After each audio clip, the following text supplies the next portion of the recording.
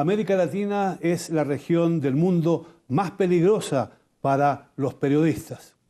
Bienvenidos a Claves, y esta es una coproducción de la televisión alemana Deutsche Welle y el Sistema Jalisciense de Radio y Televisión de Jalisco, México. Y en la conducción me acompaña hoy mi colega Samuel Muñoz Gómez. Bienvenido, Gonzalo, bienvenido a Jalisco, bienvenido a México. Vamos a presentar a nuestros invitados. El día de hoy tenemos al señor Josué Bettelspacher, quien es el secretario general de la Federación Latinoamericana de Periodistas. Bienvenido.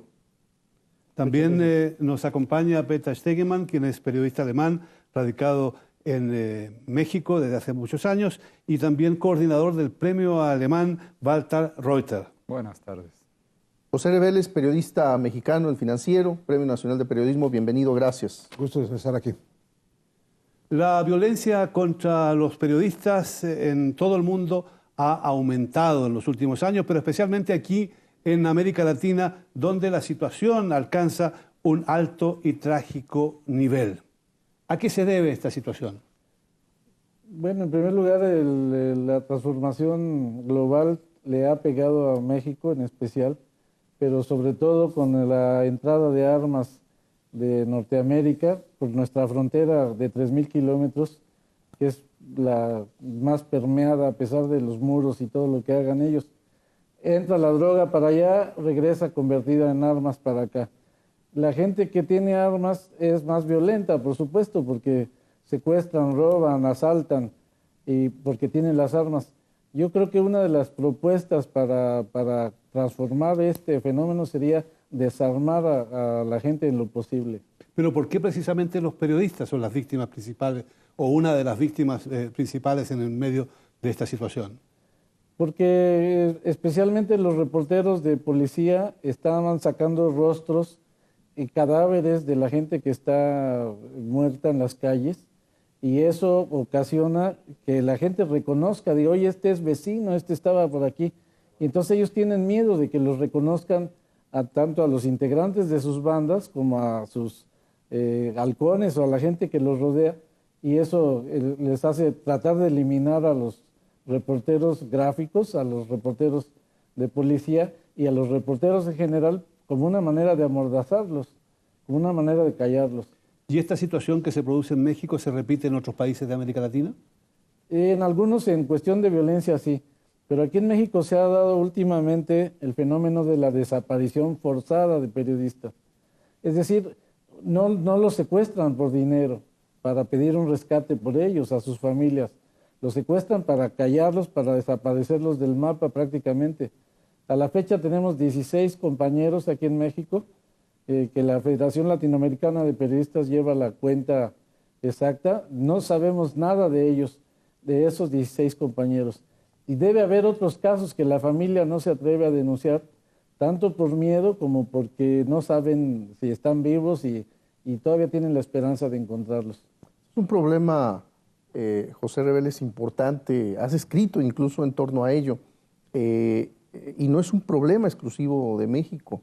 Honduras, Colombia, Brasil tienen graves problemas de desaparición, como apuntaba Josué, de periodistas. ¿De dónde viene el peligro para los periodistas? ¿Cuál es el centro del fenómeno que se está presentando hoy el día, que es distinto al que se presentaba en otros años?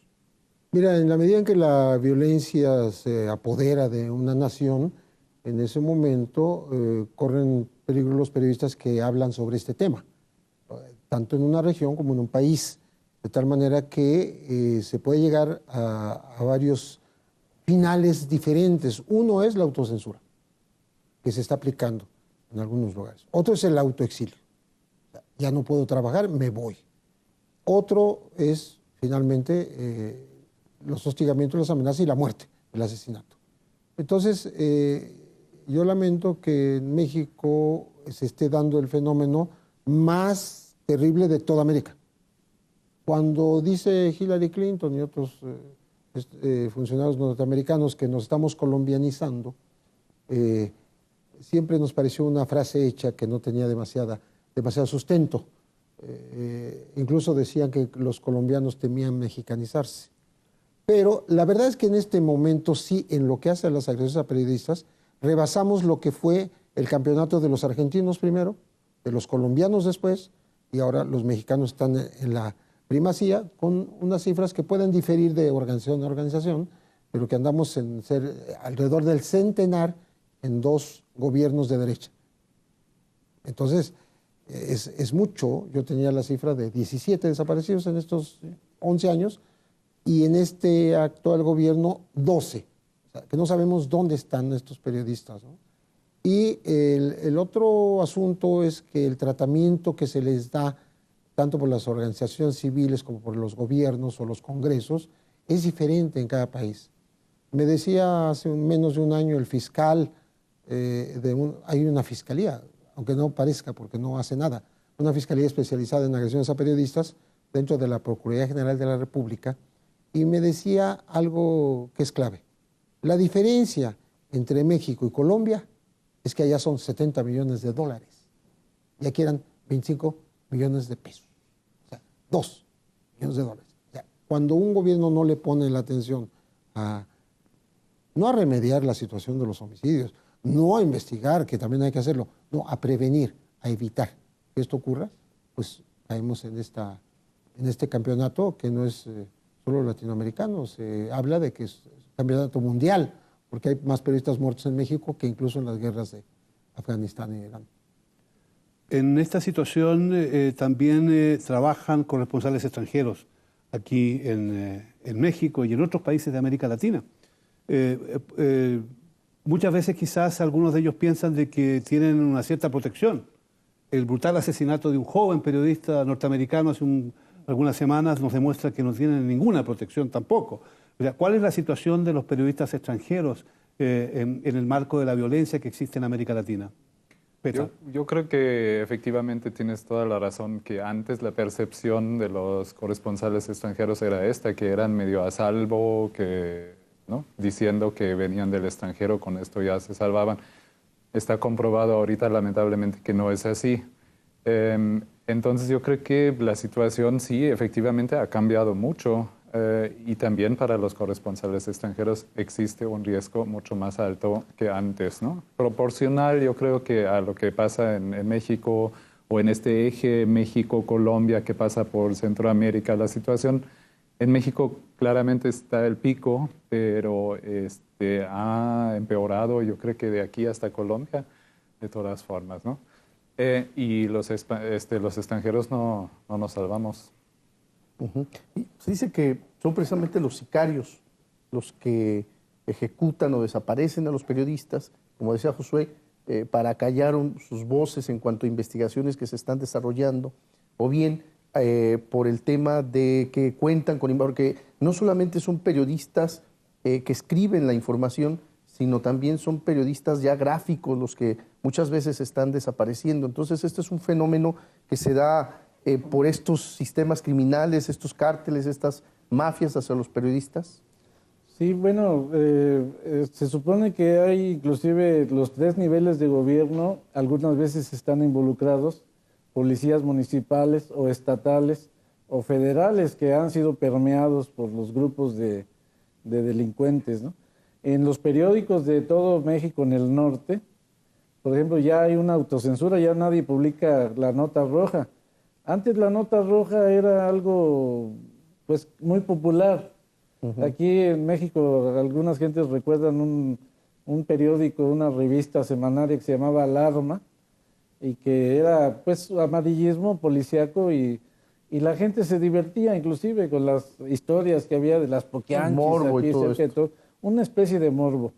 Pero esto se transformó ya en algo prohibido porque si tú tocas en un periódico como el Diario de Matamoros o cualquiera de la frontera con Estados Unidos los temas de narcotráfico o los temas de crimen organizado, ese reportero anochece pero no amanece.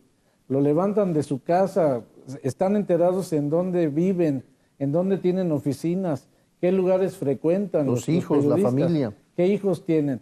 Y a veces, cuando son ejecutados, la gente que está en el momento equivocado y en el lugar equivocado, se los llevan con ellos mismos y son daños colaterales. Nosotros contamos entre esos amigos, familiares que han sido asesinados porque estaban ahí con con el periodista, ¿no? Y esto es grave en el sentido de que tienen información básica de la casa, del hogar, de lo que debe ser un poquito discreto, digamos, ¿no?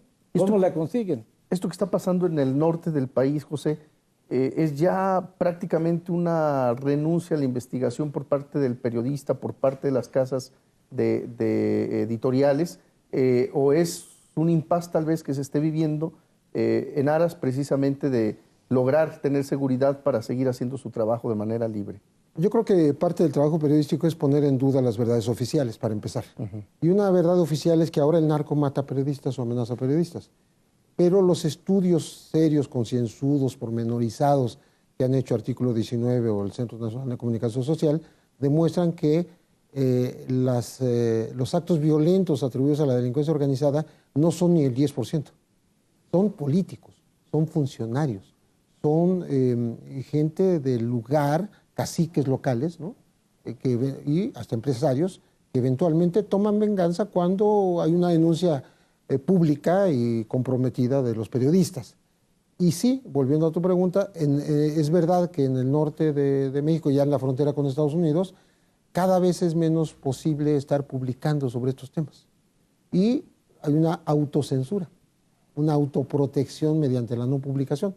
Porque además, y así lo dijo en una reunión hace unos 8 meses una periodista de Tamaulipas, dice, nosotros tenemos en Tamaulipas nuevos jefes de información y de redacción.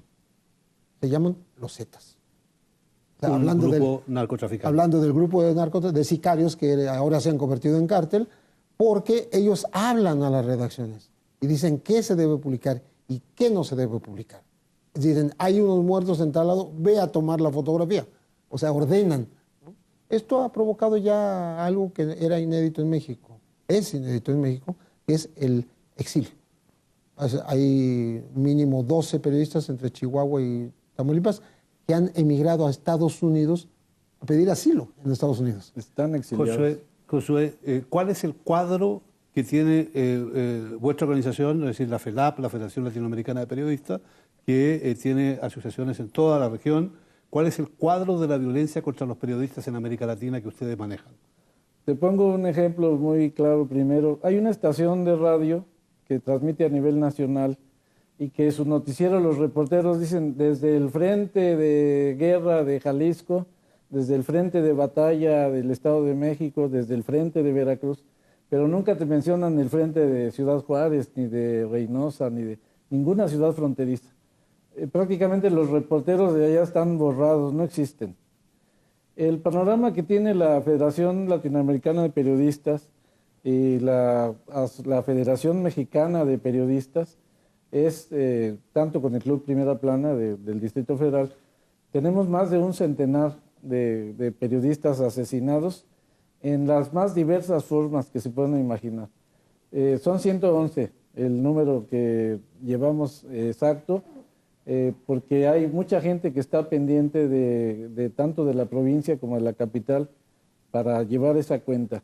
Aparte tienen los desaparecidos y la gente que ha habido de daños colaterales. Y estamos juntando además los atentados contra medios de comunicación, porque últimamente también se han dado carros bomba, que era una especie de terrorismo que no existía en México, que nunca se ha dado en México, pero que, por ejemplo, en Matamoros, en Ciudad Victoria y otras ciudades han aparecido ya carros bomba frente a los medios de comunicación y con la finalidad de intimidar a los medios de comunicación. Podríamos decir que suena un poco fuerte, pero que es una especie de guerra perdida por parte de los medios de comunicación críticos, estos que buscan la investigación y que denuncian las acciones, incluso el propio periodista a nivel de los propios títulos, libros que editan, que publican. A nivel latinoamericano, ¿es una guerra perdida o hay que seguir luchando? ¿Cuál es tu visión en cuanto a esto? Bueno, como autores de libros o como autores de reportajes, hay varios periodistas de México y de otros países que han recibido asilo, entre otros en Alemania. ¿Sí? Allá han estado. Y ahora mismo está por viajar una autora. Entonces, sí, ya se da el caso de darle refugio, asilo a quienes escriben y denuncian, porque no es nada más la cuestión del tráfico, es cuestión de corruptelas, por ejemplo. Hablo de empresas petroleras estatales, ¿no? Que es muy sensible a la crítica de la autoridad y entonces hostiga, acorrala a los medios. Y creo que este fenómeno, aunque yo dije hace un momento que no es necesariamente atribuible a la delincuencia, un buen porcentaje sí tiene que ver con esto. Entonces, en la medida en que corre las organizaciones criminales hacia Centroamérica, se está transminando también una violencia. Y el periodista, como no es un ser ajeno a la sociedad, o sea, no somos un periodismo de laboratorio, ¿no? Va junto con la violencia que se desata contra la sociedad, va junto a la agresión a los periodistas, porque son testigos incómodos de lo que está ocurriendo. Entonces, yo desgraciadamente vislumbro que en América Central se va a ir incrementando, aunque ya hay datos de que ha habido más muertes, se va a ir incrementando la agresión a los periodistas, a todo aquel que informe de estos fenómenos. Claro, los gobiernos pueden decir, nosotros no tenemos nada que ver con esto, sí, claro, pese a las acusaciones que ustedes están planteando. Sin embargo, sí tienen una obligación, que es reaccionar frente a una actitud criminal contra los mexicanos, porque son periodistas, pero son también mexicanos que han sido asesinados o golpeados en su propio país, y la autoridad tiene que hacerse presente. ¿Reacciona el gobierno de México como se espera? Y por otro lado, ¿qué pueden hacer los periodistas para defenderse? ¿Están absolutamente indefensos en su propio país? Yo creo que la autocensura pues efectivamente es una de las consecuencias que asumen los periodistas, las periodistas, lamentablemente. Veo que hay un esfuerzo en México, pues esta fiscalía especializada. Hubo recién un cambio en la legislación, pero en los hechos no veo que haya cambiado mucho. Más bien la situación sigue siendo crítica. Y el gobierno pues sí debería de actuar, garantizar la libertad de expresión. Yo creo que es para un país que está asumiendo que es democrático, y para cualquier país que lo haga en América Latina, yo creo que garantizar que funcionen los medios y garantizar la libertad de expresión y, por supuesto, la vida de los periodistas es una de las tareas fundamentales. Y el premio Walter Reuther que tú coordinas, sí, es un premio también dirigido a periodistas que no solo muestran su pluma o su calidad investigativa, sino que también la valentía de hacer presente temas difíciles. Yo creo que está íntimamente ligado, ¿no? La valentía y el tema de investigación, la profundidad de investigación, en este caso, pues, con el peligro, ¿no? Entonces, lo que nosotros, digamos, en el premio Walter Reuther tratamos de alentar es justamente la libertad de expresión bien fundamentada, ¿no? Es decir, tratamos de premiar periodistas que orienten, que informen a la ciudadanía y que obviamente pues no estén autocensurándose, ¿no? Pero pues es un tema delicado. Lo que sí es interesante de este premio es que está convocado por todos los partidos políticos, más bien por las fundaciones de los partidos políticos en Alemania, de la derecha a la izquierda, y por la Embajada, el Instituto Cultural y la Cámara de Comercio. Y estas instituciones, como que, aunque políticamente y ideológicamente difieren mucho, encontraron en común, y es único en el mundo este premio, que la libertad de expresión es básica para el funcionamiento de la democracia. Entonces, se fomenta por más que se pueda, ¿no? Y es, digamos, nuestro granito de arena que ponemos ahí para esta difícil situación en México. ¿Cómo reaccionan los medios mismos frente a esta situación? ¿Cómo han reaccionado los medios de los periodistas que han sido asesinados o que han sido maltratados? ¿Cómo han actuado ellos con sus familias, o cómo han actuado para proteger a los reporteros ante futuras situaciones similares? Qué bien que preguntas eso, porque desgraciadamente, con excepciones nada más, los medios dejan a su suerte a sus propios trabajadores. Eso es clásico. Puedo mencionar como excepción el asesinato de Regina Martínez, la corresponsal Jalapa. de Proceso en Jalapa, Veracruz, que sí hay una comisión de la propia revista que está dándole seguimiento. Pero los demás son abandonados a su suerte. Y lo mismo en Michoacán que en Tamaulipas que en Chihuahua. O sea, los periodistas están desprotegidos desde el punto de vista de la violencia, pero también desde el punto de vista laboral y desde el punto de vista de la cobertura que les dan sus medios. O sea, no les dan un apoyo. En Europa, Pita, las cosas son diferentes. En Europa del Este, o hay también similitudes con el caso latinoamericano.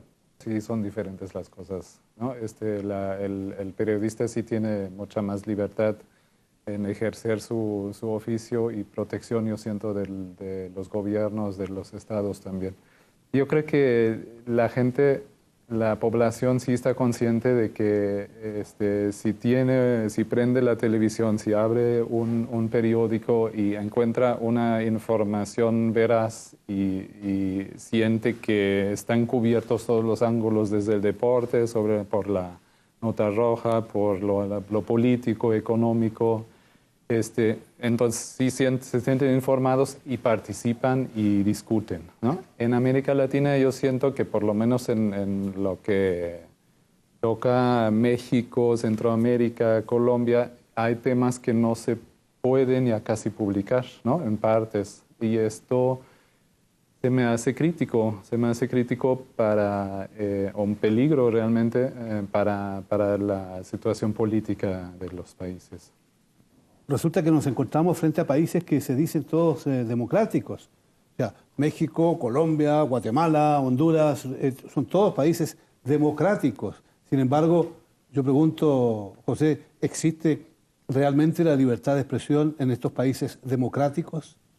A los ojos del mundo, pues seríamos una democracia. ¿Pero por qué estamos militarizados? Esa es la gran pregunta.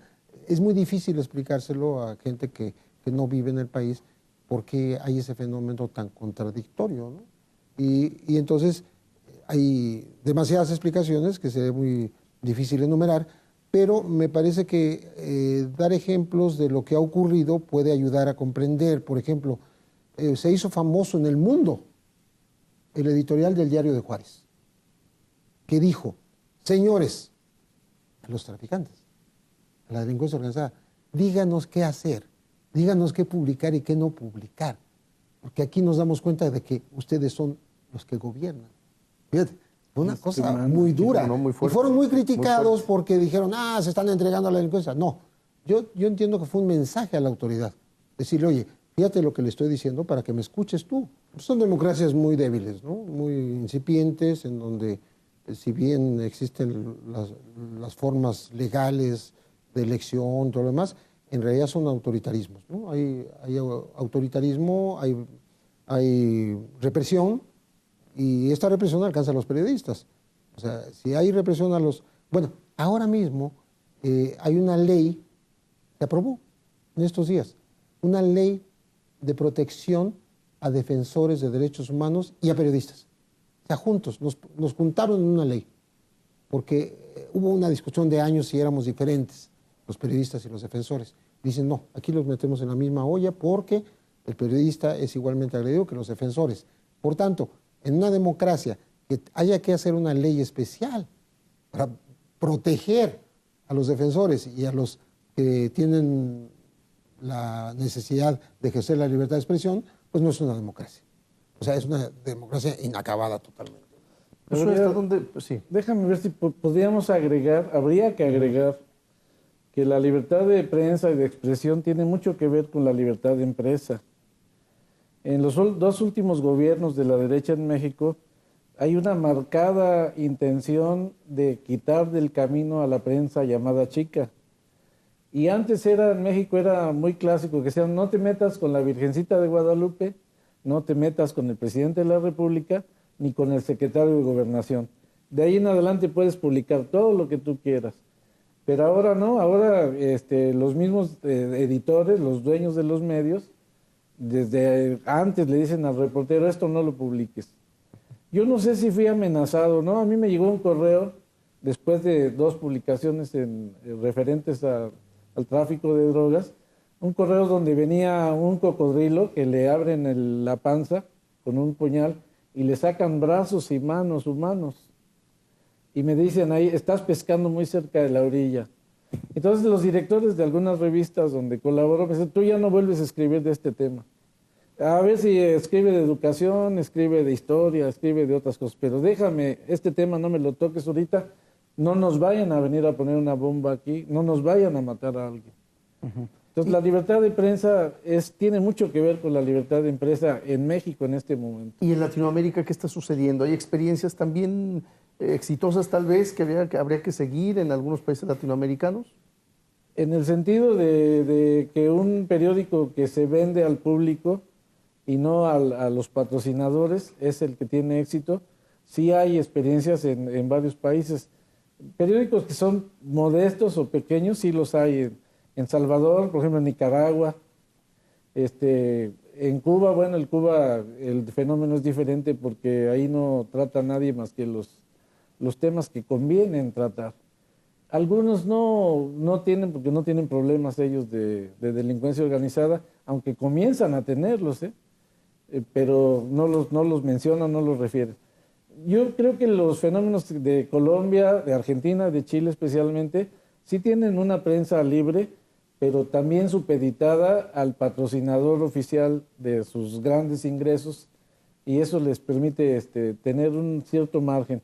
Pero para estos temas es difícil que lo hagan, porque la tendencia de los gobiernos, aunque sean democráticos, es a eliminar toda la prensa chica, quedarse con los grandes medios, con los que les representan más llegada masiva a la sociedad. Y con los que pueden negociar.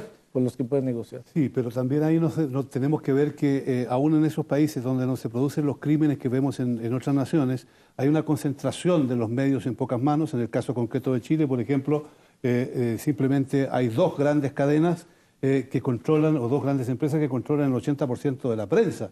Y por lo tanto, y segundo, una privatización de medios, mejor dicho, una actitud de la prensa de los medios privados que es cada vez más farandulera y donde se esconde la información. Y además ahora, en medio de un país de protestas, se acaba de aprobar una nueva ley que impide todo tipo de manifestaciones, sean sociales o sean estudiantiles, entonces vemos que estamos yendo, y vuelvo al tema, a una situación en la cual todo está cambiando, y además de eso tiene lugar en la región una nueva estructura de medios en manos de grandes compañías multinacionales o de empresas de mucho poder. Ahora, esto está cambiando el panorama también de los medios en América Latina, y esto va muchas veces en desventaja de la información. ¿Cómo lo ves tú, Peta?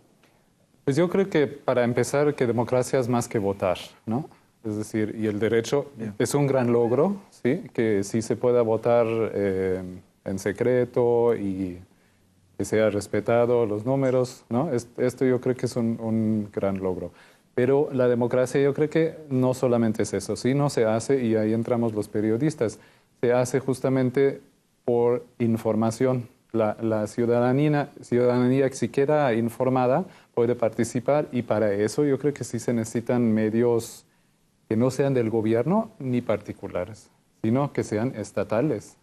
Yo le hago esta diferencia entre gobierno y Estado, porque el Estado, en mi percepción, y yo creo que en la percepción alemana, europea, es una como institución grande que procura los bienes de las naciones, mientras el gobierno es como una especie de capitán que por un tiempo dirige el barco, ¿no? Y la tendencia que tú bien señalas, yo creo que la veo en toda América Latina, que la influencia, la concentración de los medios en manos de pocos pone en peligro el desarrollo democrático, porque el desarrollo democrático sería justamente informar parejo, equilibrado y sin amenazas a la población para que pueda participar en todo el proceso democrático, que es la discusión de cómo lo haríamos, mejor lo hacemos así o asado, y aunque uno tenga la otra visión del mundo o de la solución del problema, pues puede decir, ok, pues les toca a ustedes por X años y si lo logran, pues muy bien. Y si no, vamos a probar como nosotros lo proponemos, ¿no? Es parte de...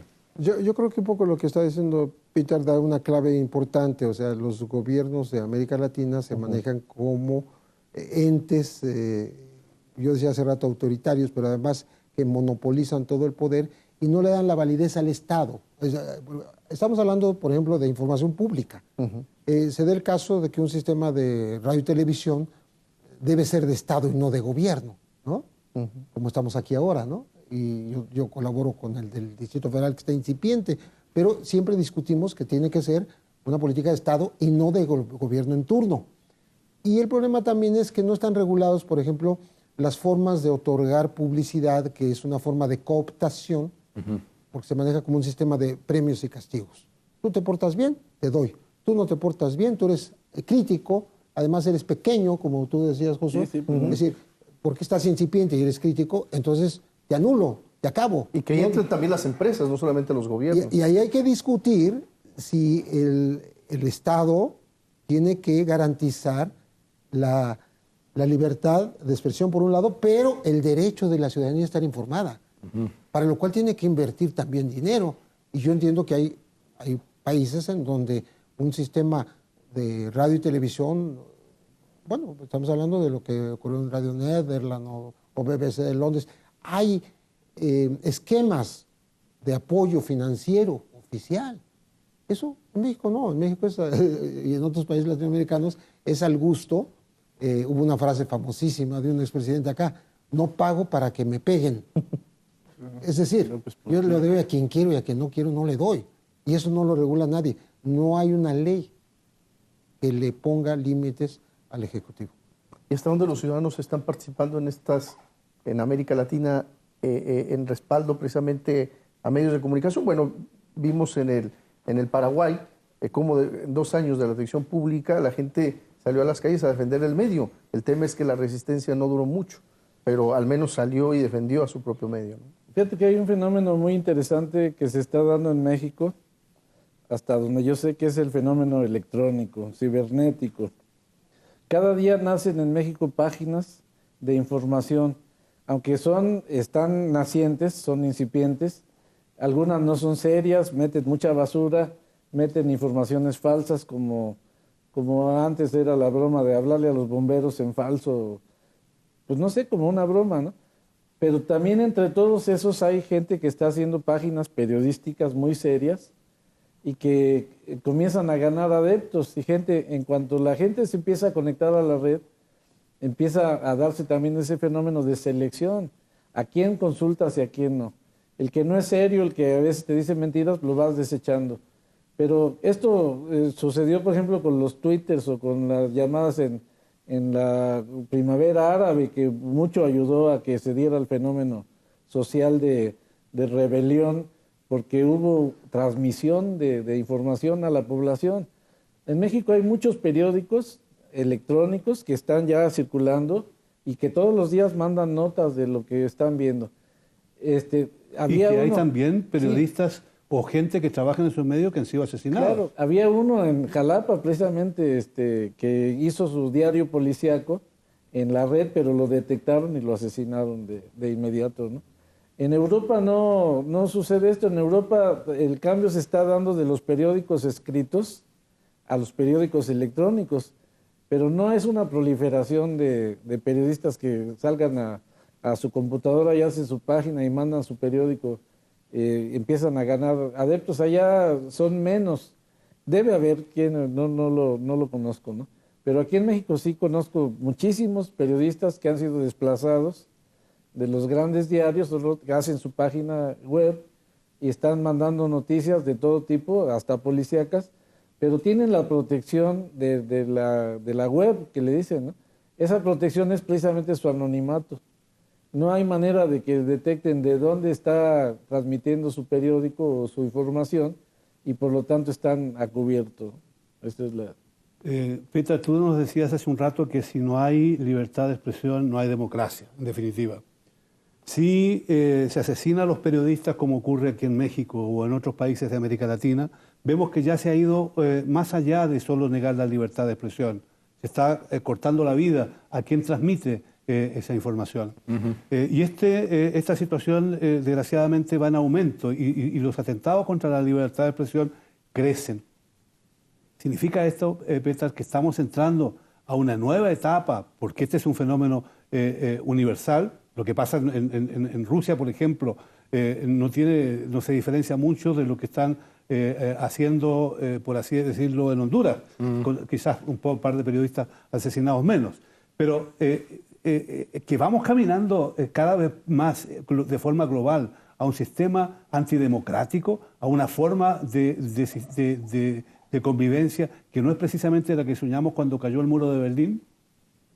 Pues antidemocrático seguramente no lo soñamos, ¿no? Cuando cayó el muro de Berlín.